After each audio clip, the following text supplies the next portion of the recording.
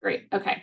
So once again, welcome everyone to this webinar with InReach on the topic of addressing evolving threats to LGBTQ plus communities.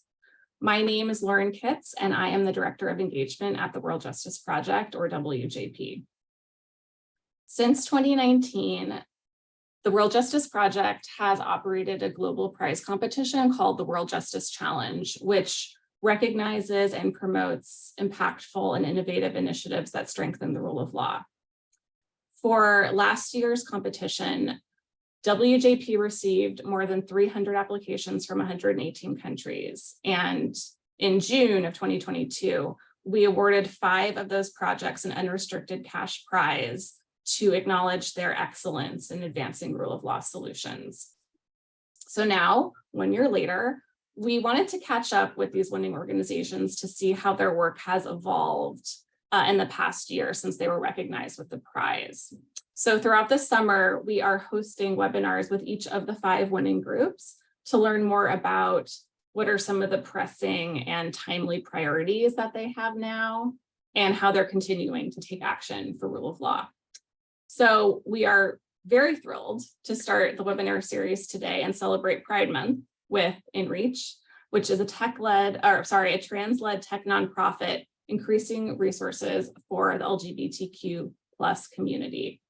The InReach app is free, and it matches LGBTQ plus people who are facing persecution or discrimination with safe and verified resources.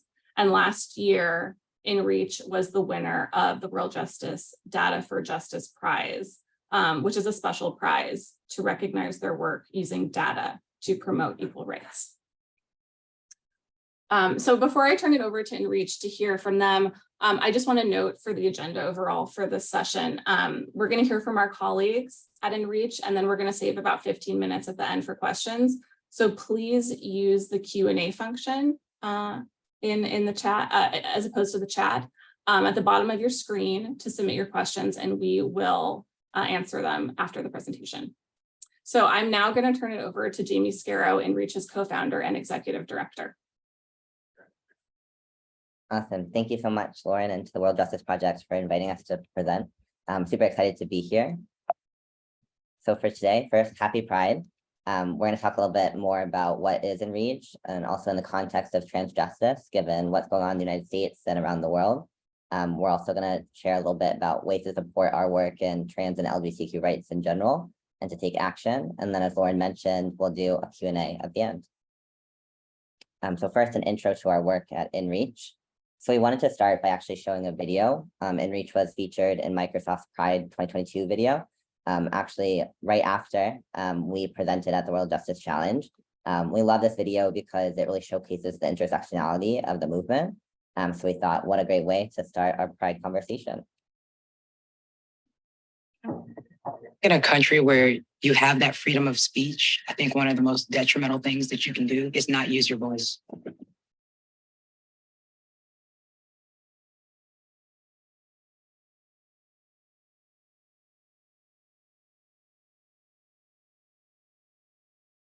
My name's Dylan Mooney. I'm a Yui man from Queensland, and I'm a visual artist. I started using queer Indigenous characters in my works. It was just me exploring my identity more. Pride is us holding these spaces for ourselves. We're giving ourselves agency to tell our own stories. My name is Elsa, and I'm an author. So I was born in India, but grew up in Ghana and South Africa. That fire for social justice was instilled in me in a really young age. I made a connection pretty early on between storytelling and activism. By telling stories, we really become aware of how our different struggles are interconnected. My name's Jamie, and I'm the co-founder at a nonprofit called InReach. I grew up in a more religious environment, and I didn't meet any openly LGBTQ people until I was in my early 20s. We can use technology to match LGBTQ people with the safe resources that they need. Refugee and asylum is an LGBTQ issue. If we don't take action, we're missing members of our global community who haven't had the opportunity and that freedom just to live authentically. I'm Aisha. I'm a veteran, and I work at Microsoft as a program manager. Being in the military is the opportunity to really travel, and I found queer community all over the world. When I hear Pride has no borders, it really means that you are not alone. where the global pride community comes into play. Action in one place can spark impact in other places. Resistance is resistance. Being alive today is resistance. There's one of you, but I promise you there's a community of us just like you.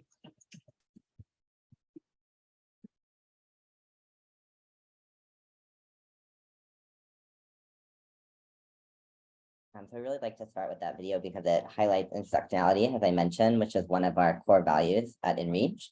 And as Lauren said, we're a trans-led tech nonprofit increasing resource access for our diverse LGBTQ plus community.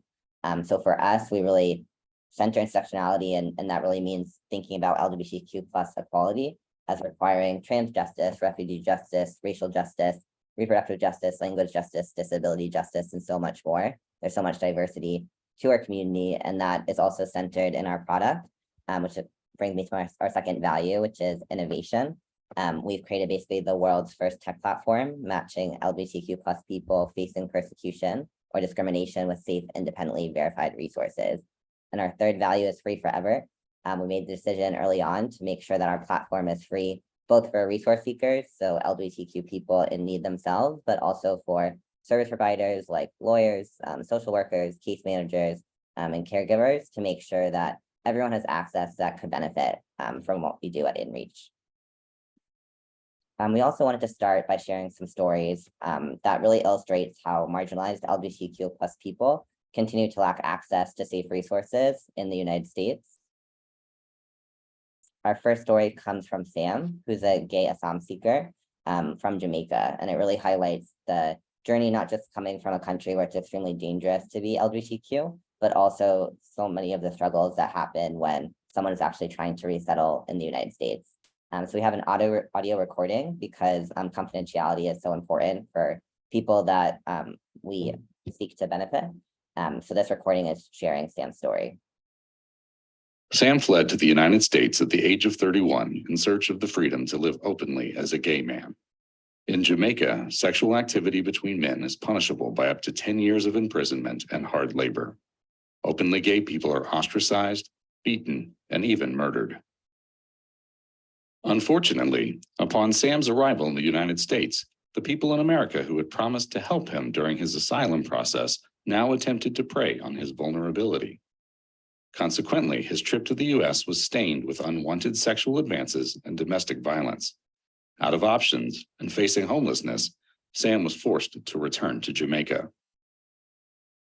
Sam's story is far too common among LGBTQ plus asylum seekers and other immigrants who are trying to safely resettle in the United States. For us at InReach, Sam's story was really the genesis of our organization. The fact that LGBTQ people seeking asylum continued to lack access to safe resources and struggled to know just where it was safe to go for help in America really was why we started the technology platform that we've since expanded in the first place. And now as InReach, we serve LGBTQ people seeking asylum in addition to any member of our diverse LGBTQ plus community, which brings us to our second story, which is Avery. Avery is a trans non-binary person living in Kansas. So it could seem as very different than Sam, but there's definitely parallels and of course differences in their stories. So I'm going to play Avery's story as well. For 3 years, Avery avoided getting care for their seizures after they experienced discrimination at an emergency room near their home in Kansas. They told the staff that they are transgender and non-binary, that their name is different from their legal name, and that they use gender-neutral pronouns. When they tried to get care elsewhere after that, they said, they had similar experiences, so they avoided care entirely. They then began having seizures every day, so they started living in their car outside their workplace because they couldn't drive themselves to work anymore. Then they lost their job, and they were homeless for over 3 years. This fear, when trying to access care, is something many trans and other LGBTQ plus people continue to face across the country. So Avery's story, like Sam, is really another example of someone that identifies within our LGBTQ plus community that is not feeling safe in America. And Avery's story is also a powerful example of how not having access to something as basic as safe medical care can spiral and lead to different issues in their life. So you heard about housing insecurity, unemployment, et cetera. InReach also exists to prevent stories like Avery's.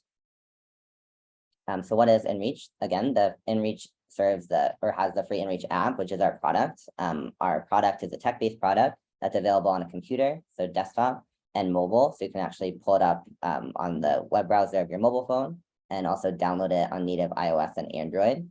Our free tech platform currently lists independently verified services in all 50 US states, DC and US territories, as well as Canada and Mexico. We're very excited to have just released a major redesign of our InReach app. One of the other, I think, highlights for us past the World Justice Challenge was to be able to hire our first full-time engineer, which happened in September. With that, we were able to do an extensive redesign of our product. You can see quick screenshots on the screen. So both on computer and then on mobile. The one thing I'll say about the mobile screenshot is a sneak peek of functionality that's coming soon.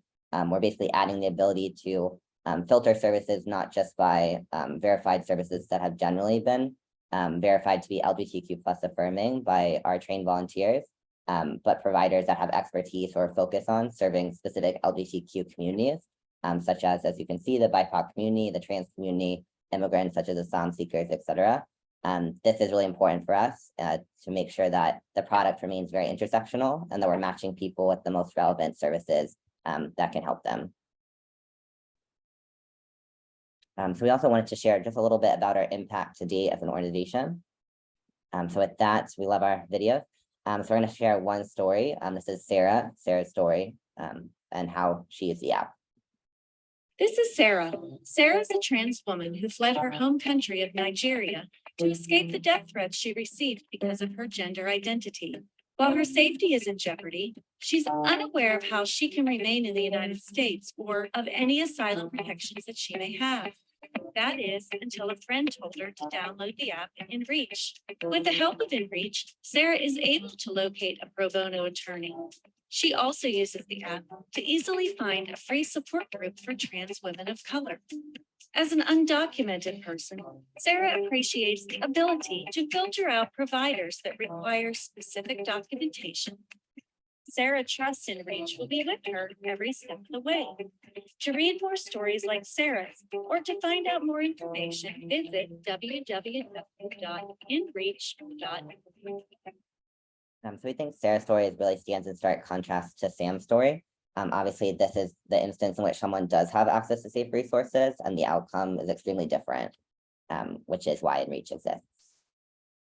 Then quantitatively, we've had about over 400,000 user sessions on our free InReach app since launching in 2016. Specifically, you might notice from 2021 to 2022, an almost 4 times increase in user sessions.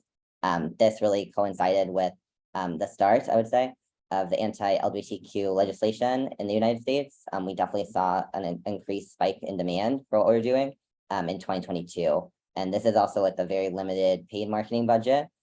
Most of our outreach to date has been through direct service provider relationships, grassroots marketing, volunteer sharing it, junior board members sharing it with their local communities.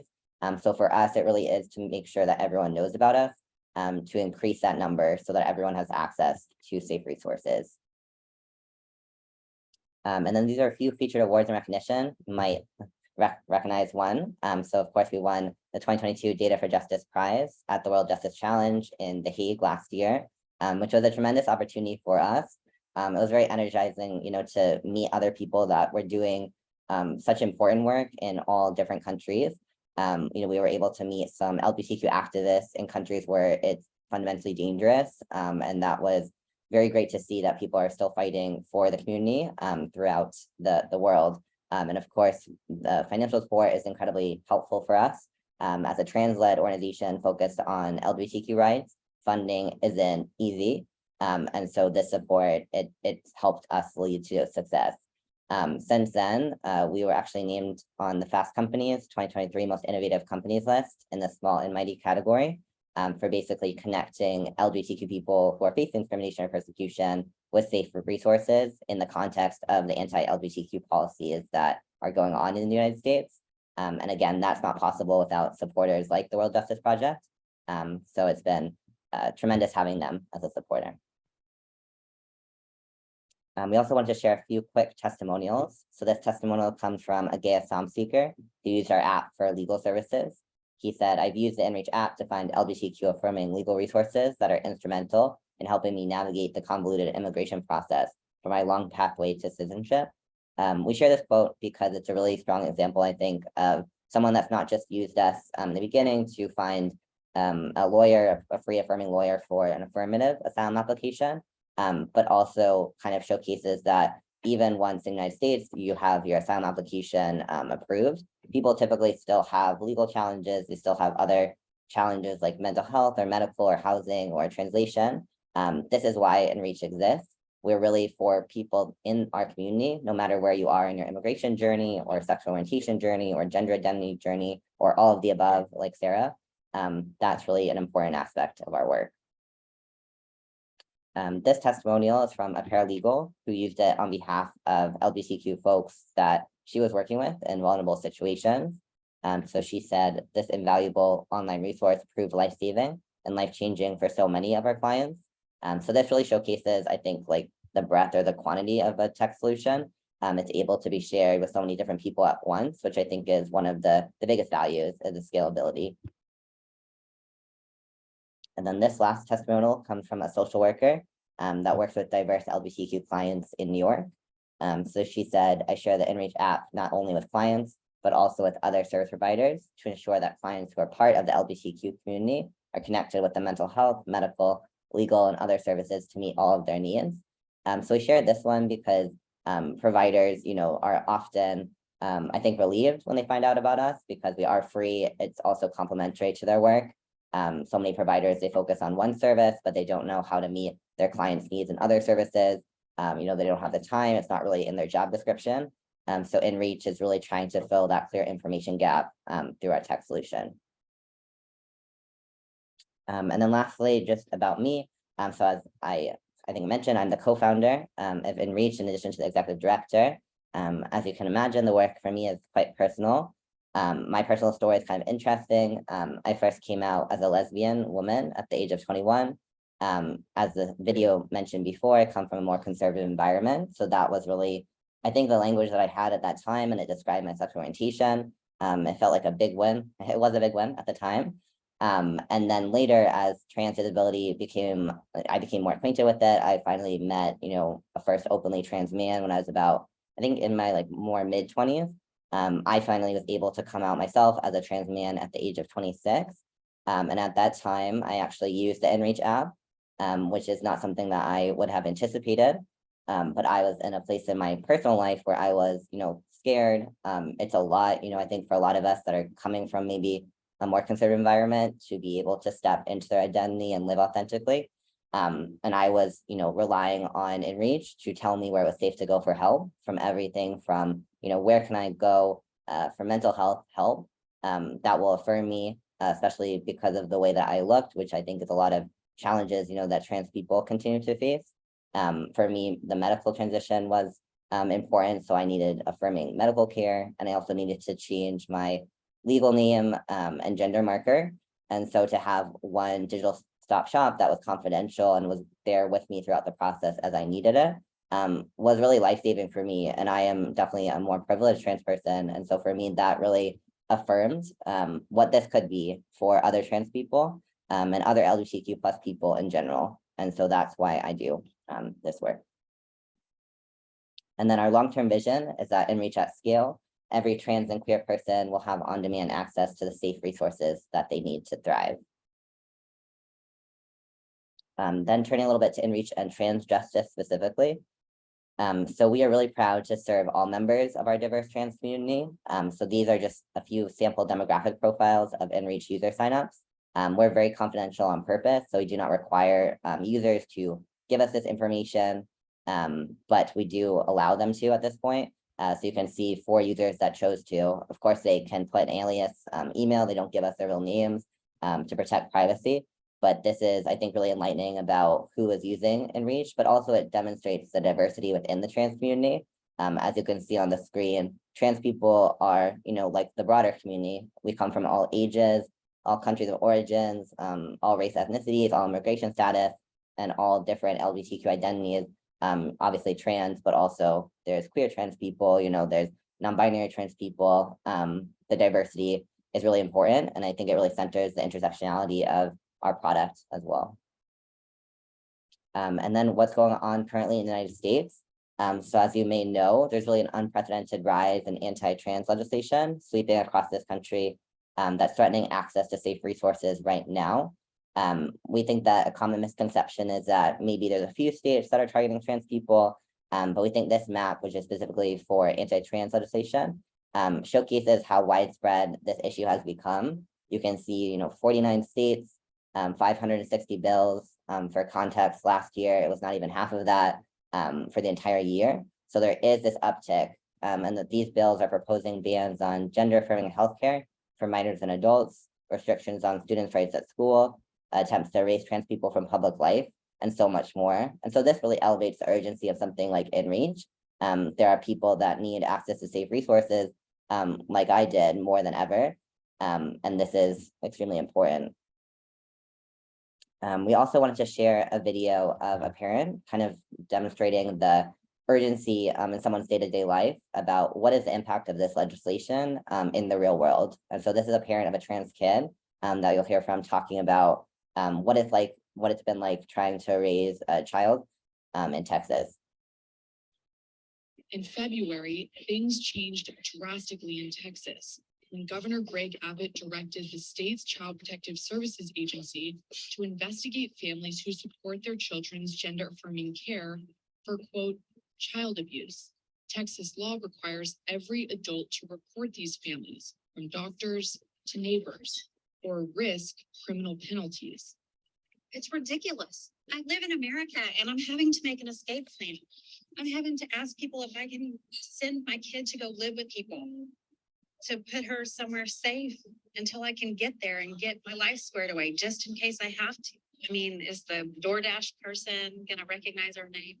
Are they an alt-right extremist? Is my neighbor, who's very pleasant to talk to, gonna decide that it's their job to mandatorily report? Because Texas, every Texas citizen is a mandatory reporter here. So we share that story too, because it's a parent talking. And so we think that other parents or other people, that are caregivers can relate to that, what it means to not have the safety, the basic safety, and to be concerned about your child. I don't think is restrictive to the trans community. And also for us as an organization, we started as a Sound Connect. We actually launched our rebranding to InReach, I think really during the World Justice Challenge last year. And for us, hearing that, hearing some of the language there, like escape plan, having to flee, that really does sound a lot like LGBTQ asylum seekers. So LGBTQ people that are coming from these really dangerous countries, crossing international borders and seeking asylum in the United States. Now in the United States, you're seeing this more forced state-to-state LGBTQ migration, such as the story that you just heard, which is a situation of trans Americans or trans families having to flee anti-trans legislation in one state, pick up everything and have to move, maybe across the country to a safer or sanctuary state where they have to basically start over. And so for us as a tech platform, this is an important use case. This is something that I think we are uniquely positioned to respond to, given our history in supporting people that are forced migration in the LGBTQ community. So for us, it's about making sure everyone has access to safe help, whether you are an LGBTQ asylum seeker coming internationally, a trans person that's fleeing anti-trans legislation and having to relocate states, or really any member of our community under attack. Because I think what this showcases, and our organization's history as well, is that you never know, unfortunately, who the next maybe community is going to be targeted. During the Trump administration, there were so many attacks against asylum seekers. Of course, there still are. Right now, there's more trans, anti-trans in the news. But we at InReach think of ourselves as one unified community. And so we have tried to build a platform that, whoever is under attack in our community, that is, they will be safe in our platform and we'll be able to support them. So now we want to turn a little bit to ways to support and take action. So the first is another trans-specific ask. So sharing the Trans Mass Futures campaign by InReach and GLAAD. GLAAD is the largest LGBTQ media organization, and we're lucky to partner with them on this campaign. So on June 7th, we launched something called the Trans Mass Futures campaign. It's a trans-led digital campaign that aims to showcase positive stories from the diverse trans masculine community while increasing access to safe, verified resources through our app. So we do have our own campaign website, as you can see, on desktop and mobile. And it also, of course, centers intersectionality. So you can see it's basically trans men and trans masculine adults in the United States sharing their stories of trans joy and also sharing stories of why is it important to access safe resources. So you can see we have BIPOC stories, disabled stories, immigrant stories, elder stories, queer stories, trans man stories, of course, trans man and non-binary stories. And the cool thing about the campaign is that a lot of stories will be featured in multiple categories because a lot of people hold multiple marginalized identities. And so for us, as a trans-led organization, we wanted to do something that kind of takes back the narrative and shares positive stories of trans joy, and also, of course, increases access to resources through our app. And so something you can do right now is to share Trans Mass Futures on social media. Allies are especially encouraged to share. I mean, this is a very tangible action that you can take. We've tried to make it as easy as possible. So if you go to the campaign website on the link that on the screen, there's a share page that has a toolkit that you can just download and be able to share. But doing this is really helping to counteract all of the stigma, all of the negativity around trans people, specifically trans mass people currently. And now I'm going to turn it over to Myron to talk a little bit more about donating.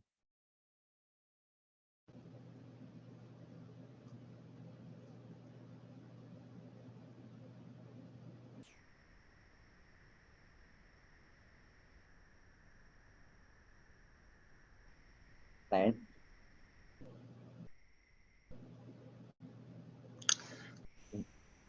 Hello, everyone. I'm Myron Day, InReach's Development Director.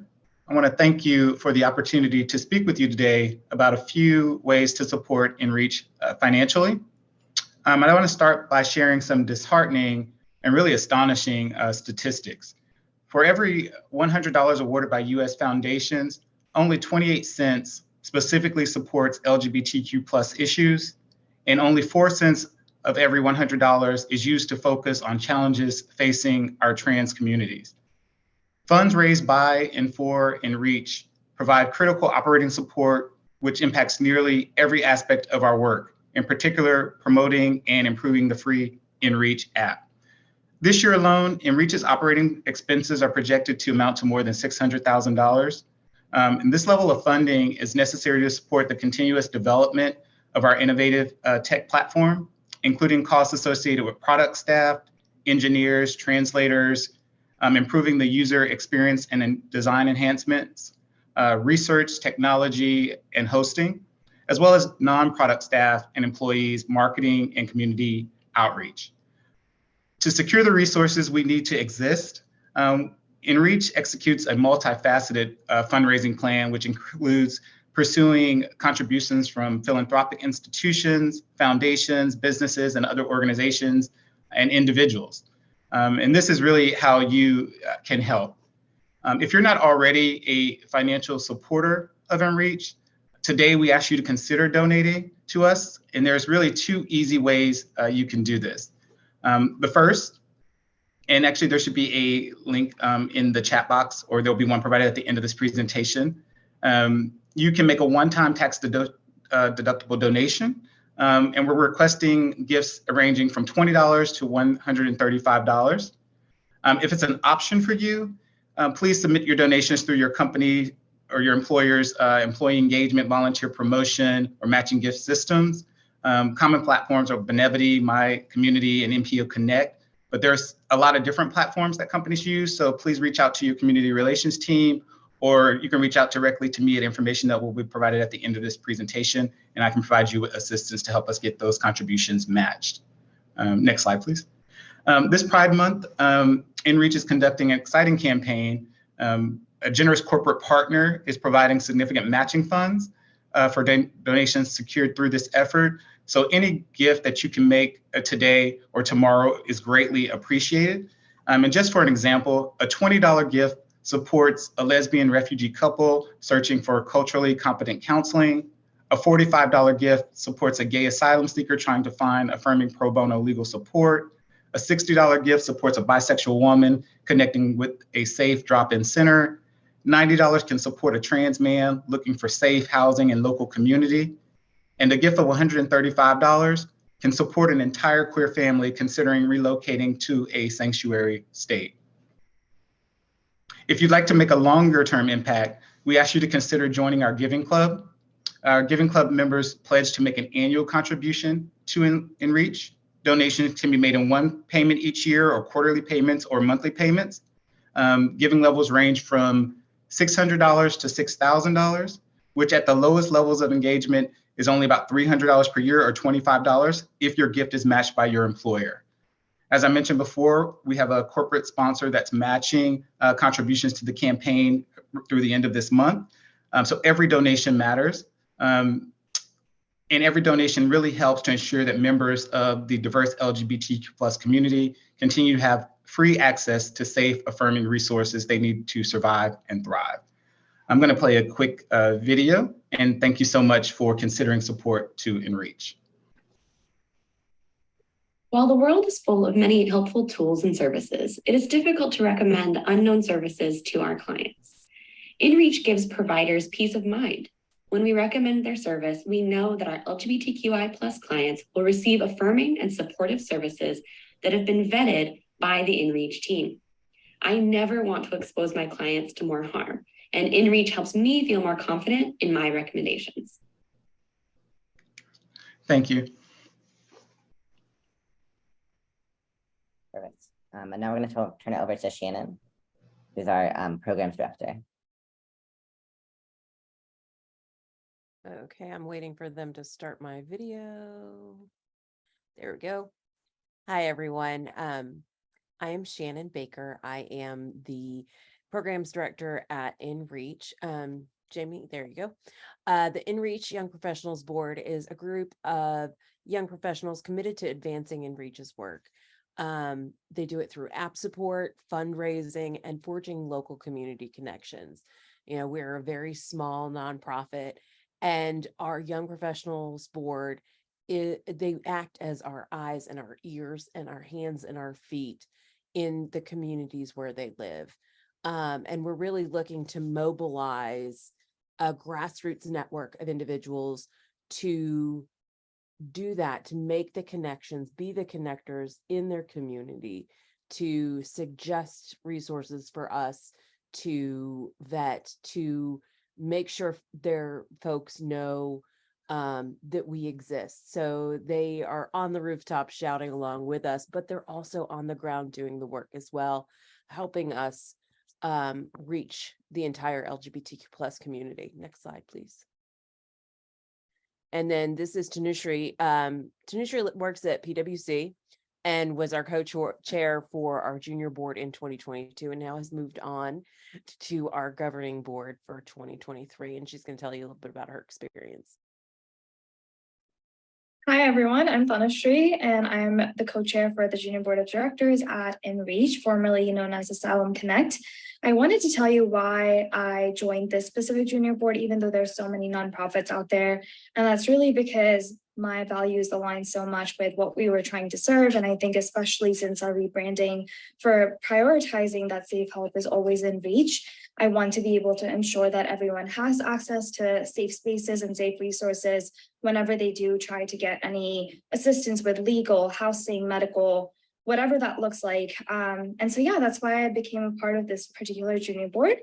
I think one of my favorite parts about being on the junior board, and something that I've learned a lot, has actually been just seeing how incredible it is to form collaborations with like so many different organizations, with so many grants, with so many different partnerships and everything that goes into it, because there's a lot of work that goes into it in selecting who we can actually partner with and how that partnership is going to benefit both of us. So that's been my favorite part. Thank you.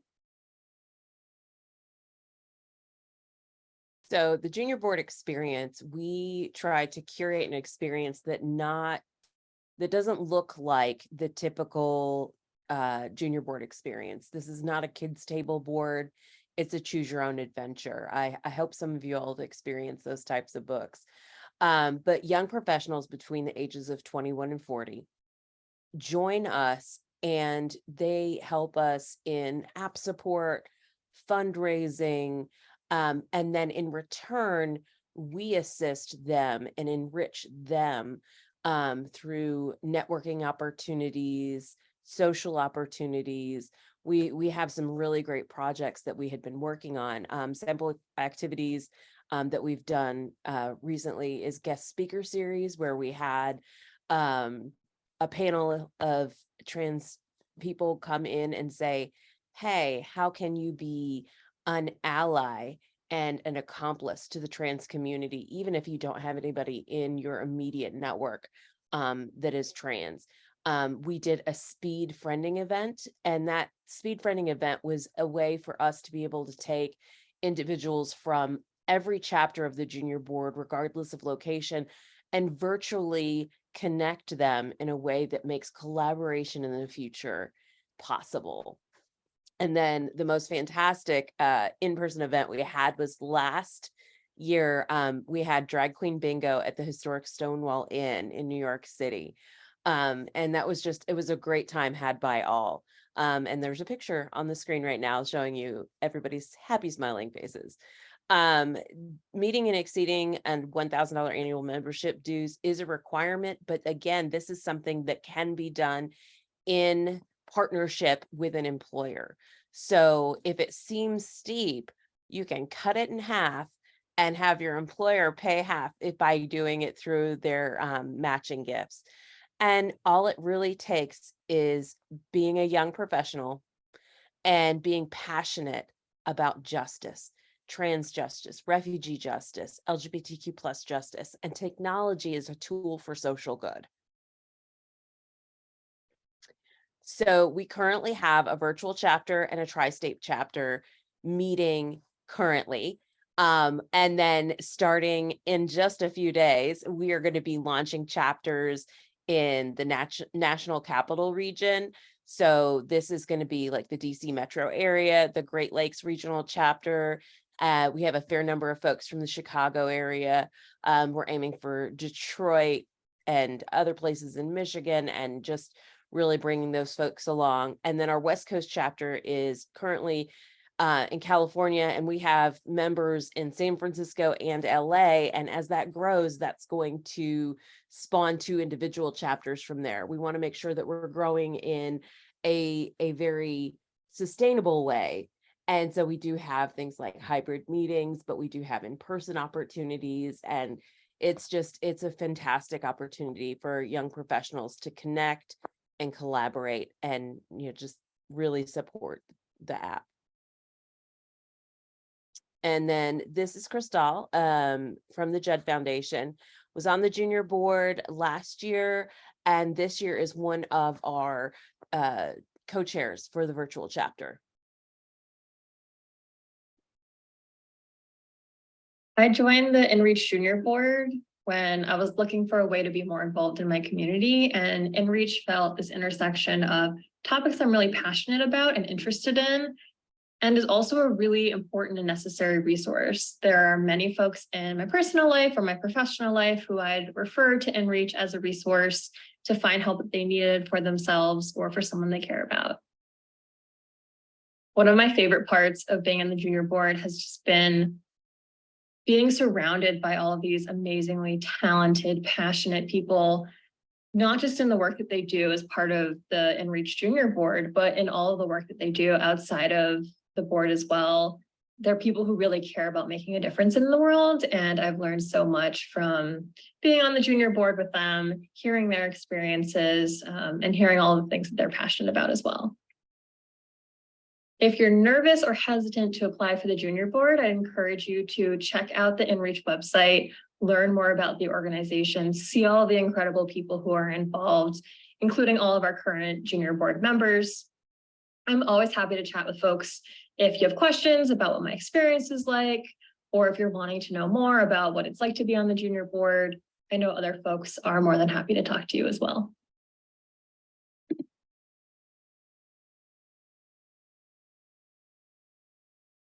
Perfect. So now I'm going to end quickly. Hopefully you can hear me with just taking action. There we go. Yes. With taking action now.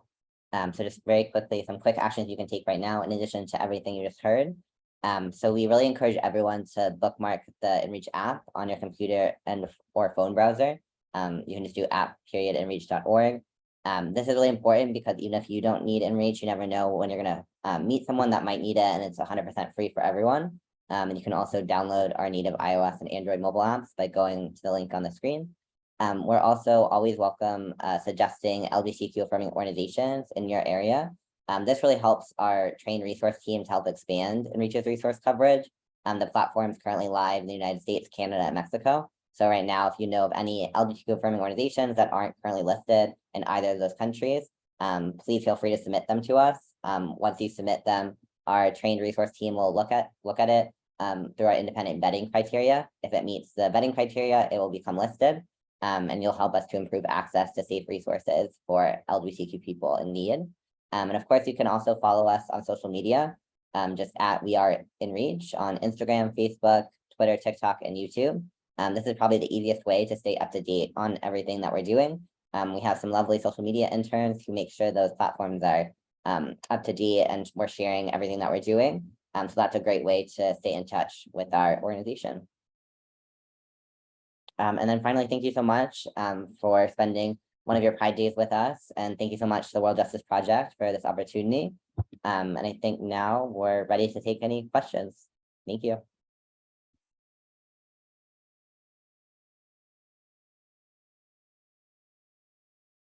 Great. Well, thank you so much to Jamie and Myron and Shannon for the presentation and for sharing with us the impact that InReach is having, especially given so much of the increasing anti-LGBTQ discrimination that we're seeing here in the US, which is affecting citizens here, but also globally. So as I mentioned, if you have questions for InReach, please use the Q&A function at the bottom of your screen and type them in, and we'll answer them live. So to get started with some questions, so as you mentioned, the rise in anti-LGBTQ legislation in the US has been very profound and also very rapid.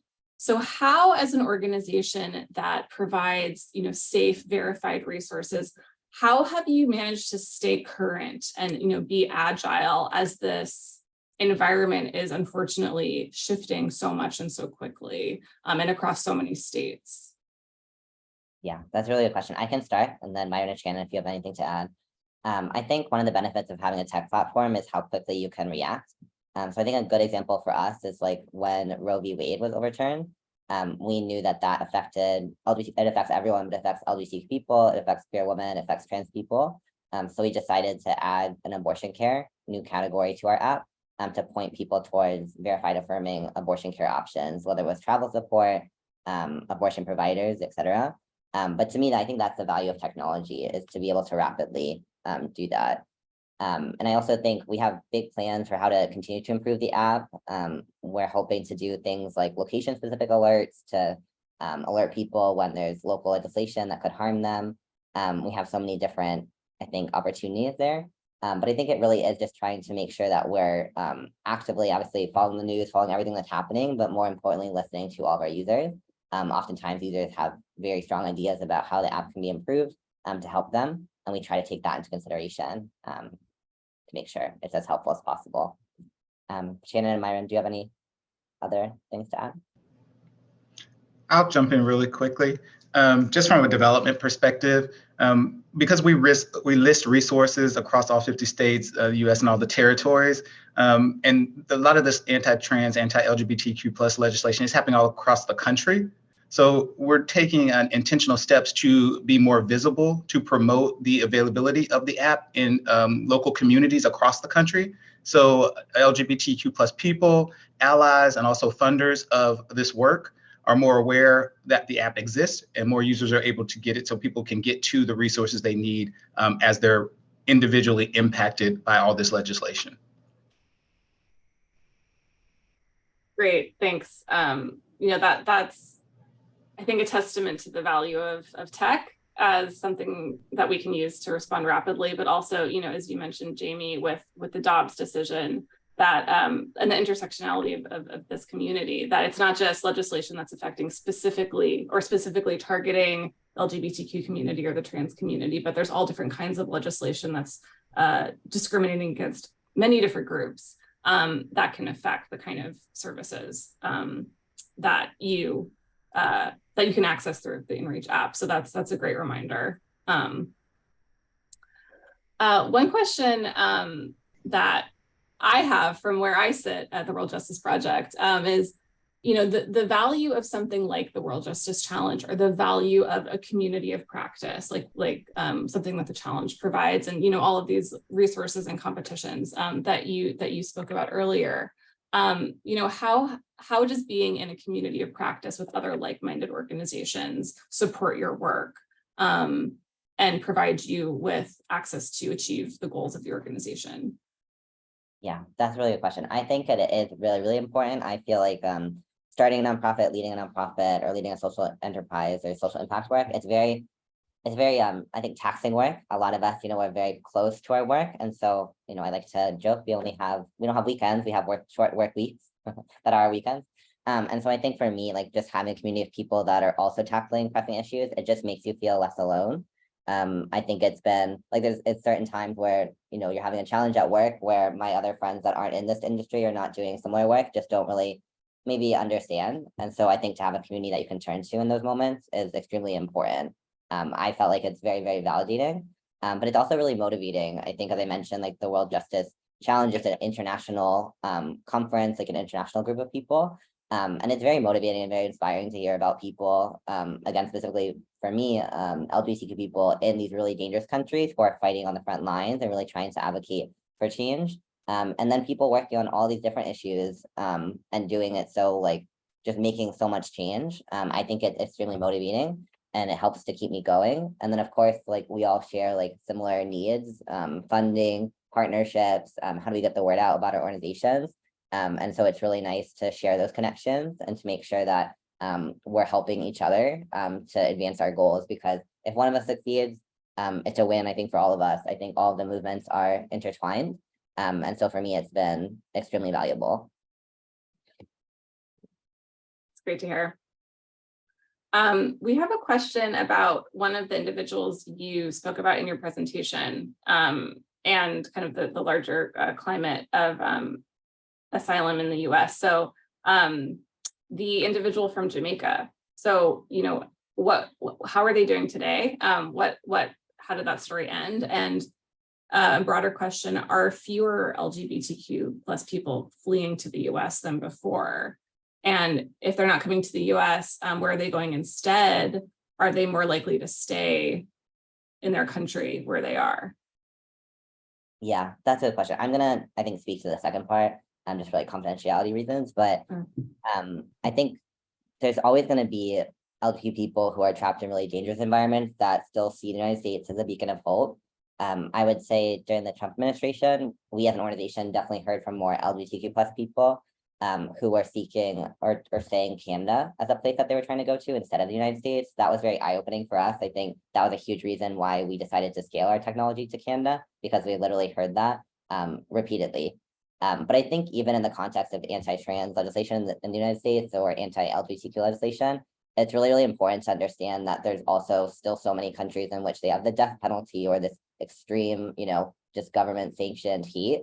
And so for people in that situation, people from our global community, oftentimes, unfortunately, the United States will still look like a better option. And so I think I bring that up because in that context, it's really, really important that those of us in the United States, we don't lose hope and we don't stop fighting against this legislation, because the US is one of the only safe, historically, beacons of hope for LGBTQ people around the world. And so in terms of what it means for us, if we lose, trans rights, we lose LGBTQ rights in general, it has catastrophic impacts globally.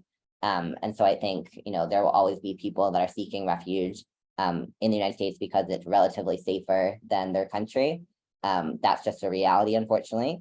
And it just makes our work at InReach and the LGBTQ movement in the United States, I think, so important to not give hope and to continue to do whatever we can. Thanks. I think we're going to close with one last question, which is, what's your vision moving forward for growing the app Where is InReach headed in terms of the app itself, but also growing the community that uses it? Yeah, that's a good question. Myron, do you want to talk a little bit about the sanctuary battleground state expansion? Sure.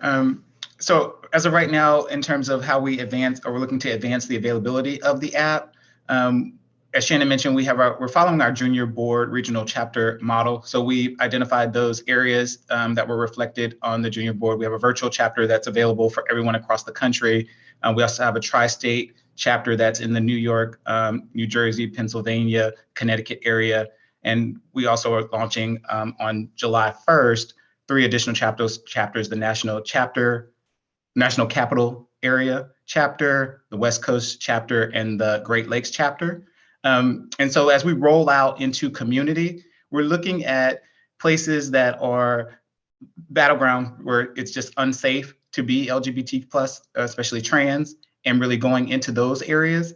And then also places that are really affirming, that have a lot of resources, but those resources aren't necessarily connected in a way where people can reach them, to make sure people that when they go to those places know how to access resources. And then as we long-term look to evolve into across the country, we're going to look at those places where there is a great need, again, as a battleground state where there's just a lot of conflict or a lot of maybe negative sentiment or attitudes towards LGBTQ or trans people, and to go in those markets and then places that are havens or safe havens for people as well.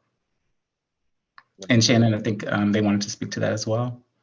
Yeah, so I have a real world example of this. So in March, in my home state of Kentucky, we had a really tough legislative session.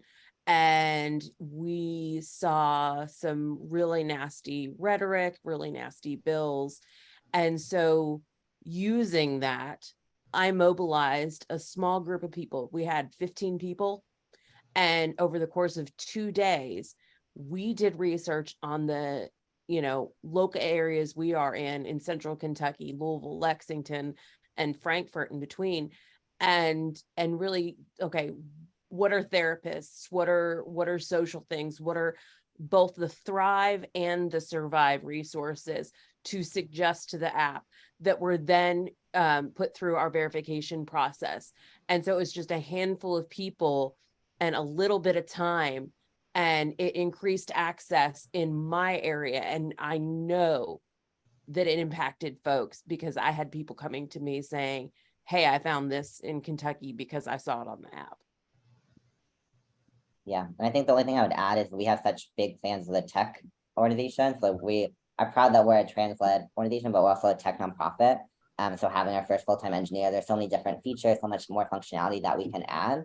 I personally think that there could be an InReach in literally every country around the world, but it's going to be dependent on funding and resources. And we really just want to create something that is so needed, I think, by so many LGBT people. And I think that's possible, but I think it's going to be dependent on resource allocation in the future. Great. Well, I mean, we at WJP are certainly obviously very big fans of InReach, and we would hope to see your reach go global as well. So we are wishing you all the success.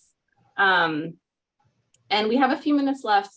So I just want to close out by really sincerely thanking Jamie and Myron and Shannon for sharing their time and knowledge with us today and helping point all of us in the direction of what we can do to help support LGBTQ plus communities as we close out Pride Month, but also beyond. So thank you again. This webinar was recorded and we're going to be posting it on WJP's YouTube channel. So in case you would like to return to it or share it with any of your networks. And if you would like to learn from more innovative and successful initiatives like InReach, I'd also like to invite everyone to the next webinar in this series, which is going to be on July 12th, where we're going to hear from the creators and users of Safe City, which is actually another app. And this one is for reporting and monitoring sexual and gender-based violence. And the Safe City app originated in India, and in the past year has expanded to use in more than 10 countries. So we're going to hear in that webinar, various strategies from across the world for prevention of sexual and gender-based violence. And the creators of that app were the winners of the Equal Rights and Non-Discrimination Prize in the challenge last year. So we do hope join us on July 12th for that as well. Great. Well, I just want to say thank you once again to our presenters and to everyone who joined. And take care, everyone. Have a great rest of your day or your evening, wherever you are in the world. Bye.